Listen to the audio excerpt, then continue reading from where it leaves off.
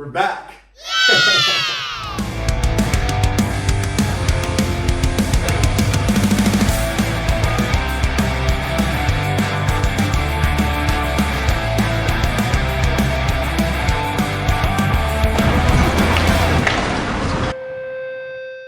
What is up, my gang? Welcome back to another episode of On My Way. For those who don't know what On My Way is, go back 2 videos. We made a whole introduction and explained a little bit of what On My Way is and what it's going to be about. There will be a card somewhere in this video for you to click it and go straight to that video. You can either go there and watch it now, or you can simply finish watching this video and then go back to the other videos and watch them. For those who don't know me, I'm Joao, 22 years old, born and raised in Brazil, and I am an artist. I actually have my first single dropping in May 17th. Stay tuned for that. It is a great song, and we did tease it on the first episode. We also teased it on my Instagram, so if you don't follow me on Instagram, make sure to go there. Give me a follow, a little like, comment, share with your friends. I would really appreciate that. Everything that comes out here will be shown there first. Very, very cool content coming out there. It's a vibe. In today's episode, episode number 3, we're going to be talking a little bit about where did it all start, how did I grow up, where did I grow up, a little bit of my childhood, moving to Spain at 16 to play soccer, transitioning into TikTok, joining Clubhouse, moving to LA, transitioning into music, so you guys can have an idea of how it all went down, basically. And without further ado, let's get into this video. So, where did I grow up? I grew up in a city called Porto Alegre in the state of Rio Grande do Sul in Brazil. You have about 2 million people living there. There's not much to do there, but it's still very pretty and very fun. How did I grow up? My parents had me at a very young age. My mom was 17, my dad was 20, and they split before I was even born. I mainly lived with my mom. I would see my dad like every once in a month. It was all right. You know, they did what they could at that age. My mom's side of the family was a more humble family. We grew up in the hood. The name of the neighborhood I grew up in is called Vila 1 de Maio. It's a less fortunate area of the city of Porto Alegre. But honestly, like as a kid, I loved it. It was home. There was a lot of bad shit happening around. Thank God, like I had my family to always point me the right direction. Mom and I went through some hardships. We didn't really have a lot growing up, like talking in the materialistic side of things, but one thing that was never missing was love. You know, big family. I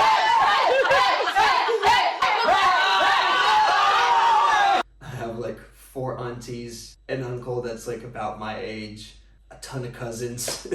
But yeah, from like age 0 up until I was like 6, lived with my mom, and like this, it's crazy to tell this story because we lived in this tiny home. The bathroom was outside, no heat, no nothing. When it would rain inside because we had leaks everywhere on the ceiling. But it was a good time though.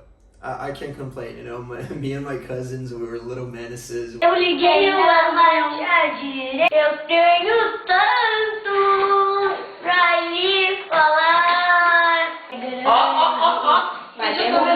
Ela domina o meu eu, faz meu dia vira meu, uma noite uma caçada. We're always running around doing a bunch of things.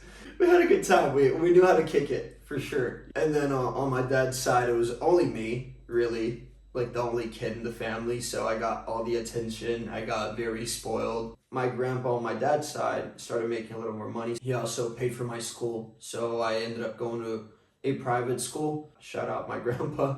He was able to take me on trips and stuff. Like when I was 7 years old, I went to Disneyland in Florida. When I was 8 years old, I went to New York. I went to Vegas, LA, and a bunch of places when I was 9. So like I got to see the world. I know that both my parents did everything they could. Same thing with my grandparents, my aunties, my cousins. Like everyone was always there for me, and that is great. Like that's one thing I've always had, was like a family in my corner, for sure. So growing up, I've always liked the attention. I've always liked to put on a show.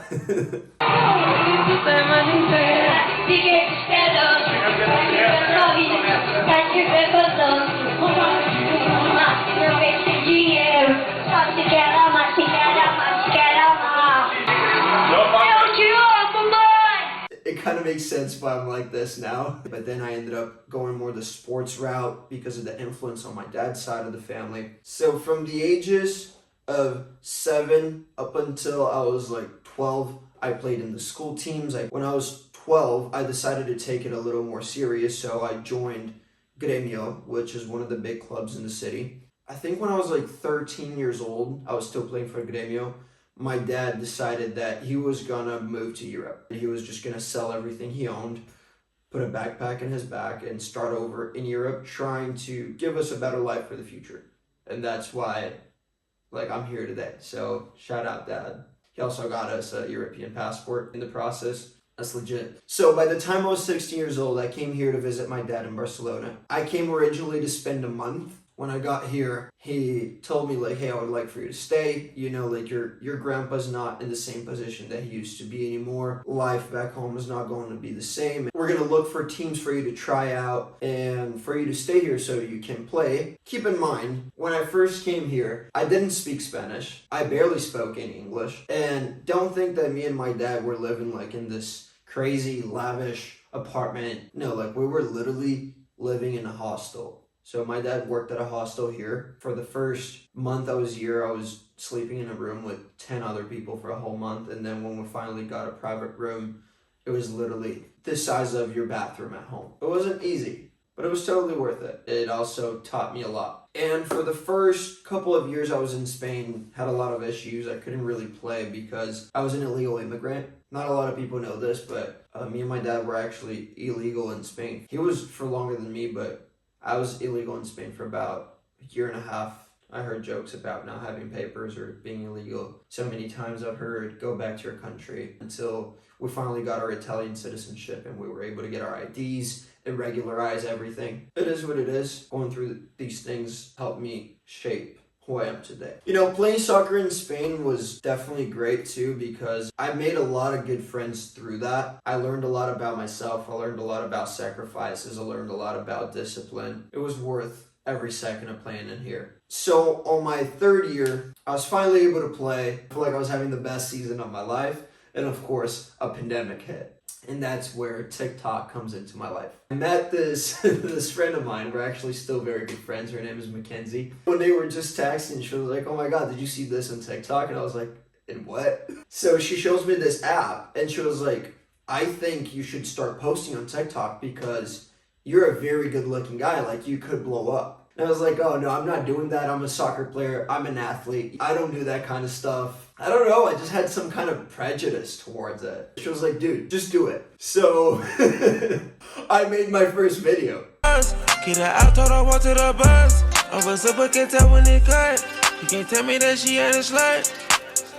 Who take you fooling? My first video got like 25,000 views. And at the time I was like, oh my God, that is so much. I remember till this day, my first viral video was like a little glow up video that I made. I think it got 300K views. I'm not the type to call you back tomorrow, but the way you wrap around me is a problem. Ain't nobody trying to keep it. Got my first 10,000 followers. I really thought I was the shit. Like, you can ask my boys. I was probably very unpleasant to talk to. And so it started doing well. I remember I had that first video go a little viral. Then I had my first 1 million view video back to back.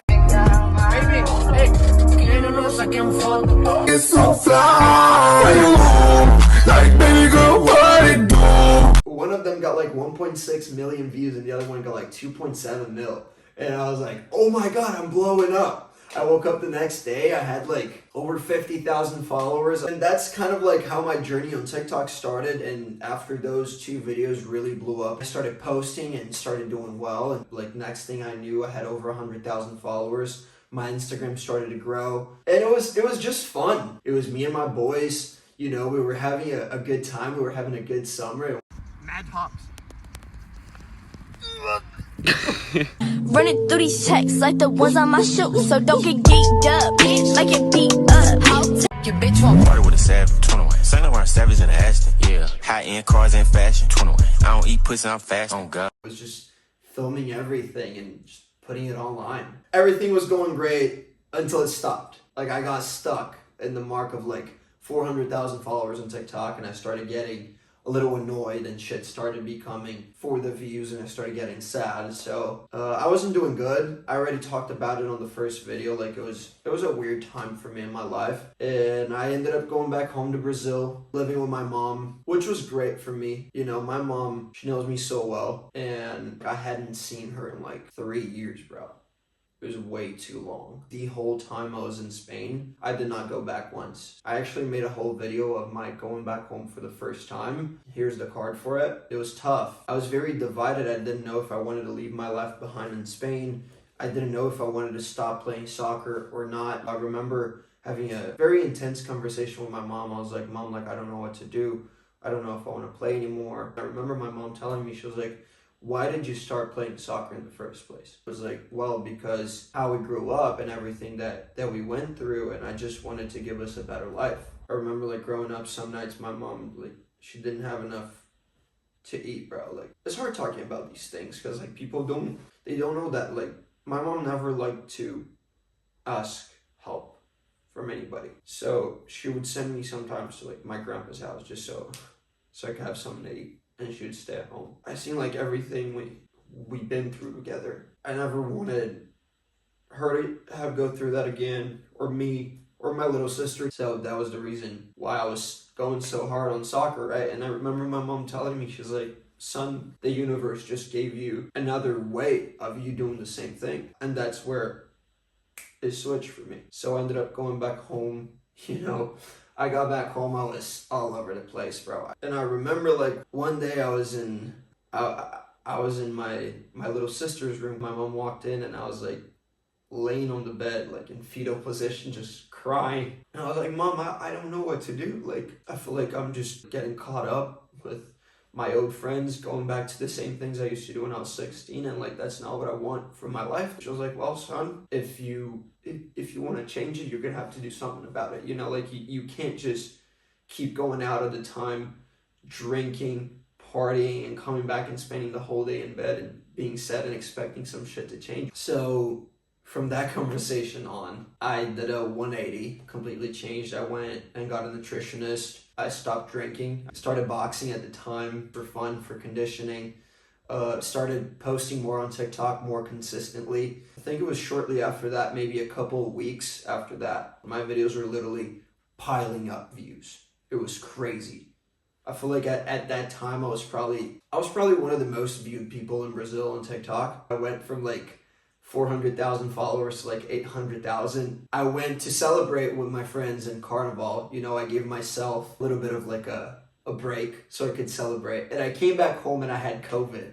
My mom was so pissed because she was being so careful and I was just reckless. And that's when I got the opportunity to go to Clubhouse. I remember I was sitting in my little sister's room, not allowed to leave the room, and I was just scrolling through my DMs. I saw their Clubhouse Europe. And I recognized that name because months before I had DM'd them asking to join the house. So for those who don't know what Clubhouse Europe was a content house that had an affiliation with Clubhouse BH that was in Beverly Hills, and Clubhouse Europe was in Malta. And then the manager at the house called me. I was like, bro, we love your content. We want to talk about bringing you to Malta. Like, you have your passport, you have everything you need. I was like, yeah, I have a European passport actually. Like, I can actually go to Europe with no problem because at the time we had travel restrictions and stuff. He was like, dude, let's get you out here ASAP, whatever. And I was like, wait, there's only one issue. I have COVID. So we had to wait a span of like 2 weeks from that call for me to be completely clean. I went and did my tests. I ended up going to Malta. A lot happened in between. There is a video here on this channel that is the process of me moving to Malta. It's going to be on a card somewhere on the video so you can click it and see that a specific time in my life. A lot of shit happened. I got stranded in Sao Paulo for a night. It was really cool though, like going to Malta for the first time. Had a great time in Clubhouse.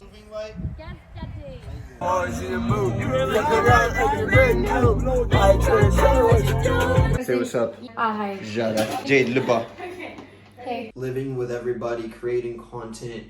The experience of living in a content house, it's something that is so unique. I am very grateful that I had the opportunity to live that.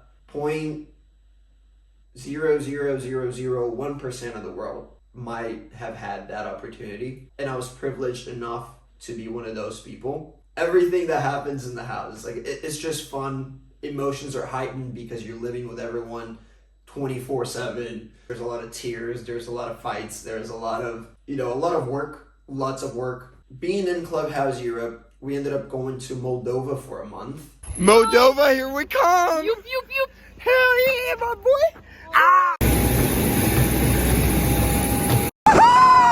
This shit only happens in Moldova, baby!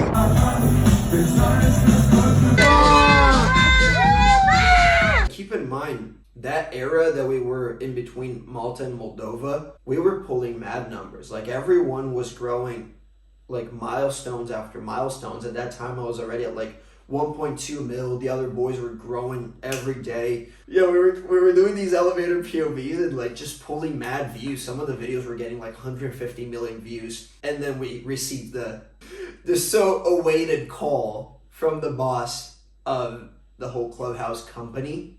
Let's bring all these 3 boys up to LA. We're gonna send you guys the flights. Bro, we were like running around, popping champagne, celebrated. Like, keep in mind, everyone that was in the house, the goal was to go to LA. We booked the flights that same night, got Luke his ESTA in like 20 minutes online, and we were ready to go. So we spent another 3 days in Moldova, and then we embarked to LA. I want to thank everyone so much here in Moldova. We had an amazing 2 weeks. It's time for new challenges.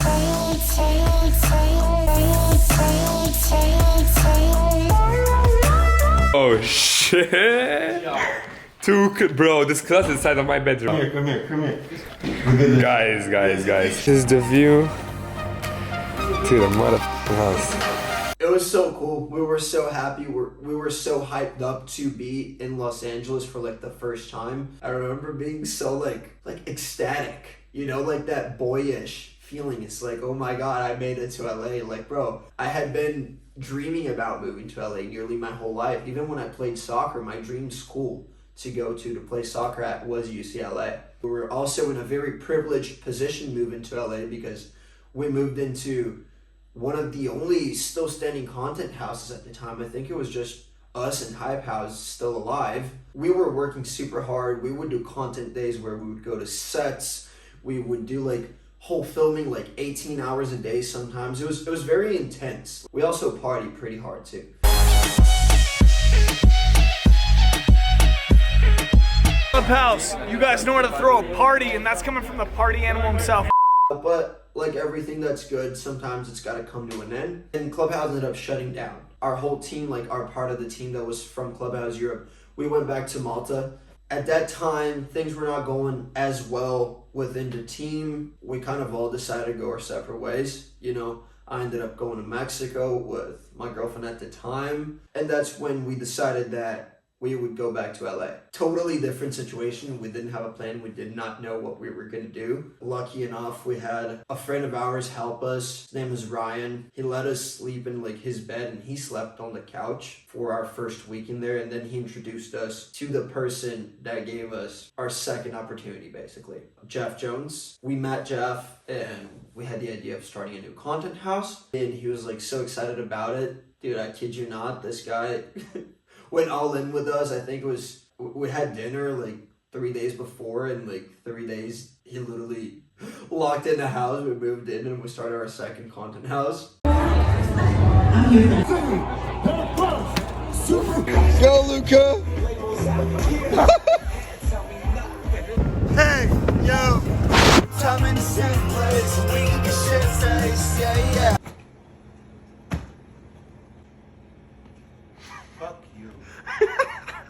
It was also a very good time. Jeff gave me my first opportunity in music. I remember being at the house, I used to sit down and talk to him, tell him about my hopes and dreams and stuff, and he always believed in me a lot. I thanked him in the first video, but I can't thank him enough. Like, he played a big role in this whole thing, and I'm forever gonna be grateful for that. I remember we had this company called GeoJam. They had a studio, and Jeff was good friends with the CEO of GeoJam. They talked a little bit. He was like, hey, I got an influencer here. I hate that word. I got talent here that wants to get into music. Like, can we get him in the studio? Let's go. What's up, boys? Go. We in the studio. We in the studio, bro. What song are we writing today? We're hanging out, right? Well, what did you name this song?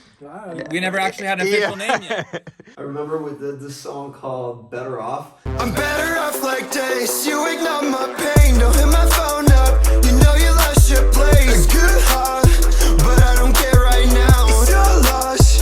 You gotta figure it out. The song is really cool. My vocals on it just suck. We're gonna have to retrack it. I worked on it with my boy Skies, Gavin, and then we had Chris. He was like the photographer and he was doing all the content for GeoGym. I walked in the booth and I started singing and feeling it. That's when I was like, okay, this is what I want to do for the rest of my life. So song turned out great. It was fun. We ended up never releasing it. Jeff gave me my first guitar after that. It's the pink guitar that I have till this day, the MGK guitar.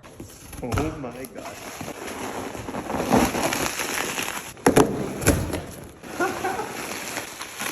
Oh my god. Fuck yes!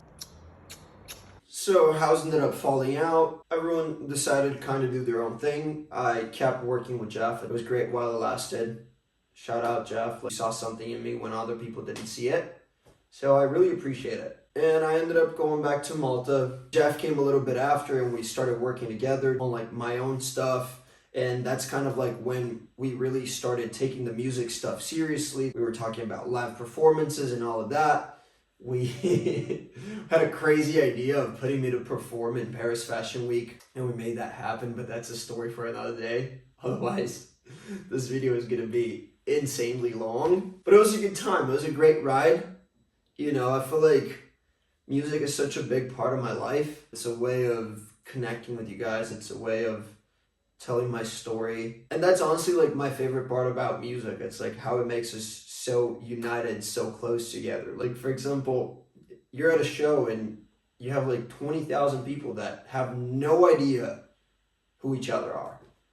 But like when that one song that everyone loves comes along, everyone is like just united together. It's like everyone is going to church. It's crazy. That's what I love about it. And also live performances. I feel like that's also one of my favorite parts about it. I love doing that. I feel like I was born to do that. Born to entertain. Born to be on the spotlight. Born to be on the camera. Born to help people. Born to change the world. Born to spread love and spread positivity. So yeah, that's a little bit of my childhood. First contact with this whole social media / music / entertainment world. Anyways, you guys, that's it for today. Don't forget to like, comment, share, subscribe. It really means the world. I'm really enjoying making these videos. I'm really enjoying feeling close to you guys. I'm really enjoying this whole docu-series situation, giving you guys a little bit of my background. I really hope that everything that I'm telling here, a little bit of my stories and my experiences are like adding some kind of value to your life. Don't forget to check out the EP, My Heart's Eulogy, coming out in June. I don't know exactly the date. And that's about it. Thank you guys so much for watching. I love you all so much, and I see you guys next week.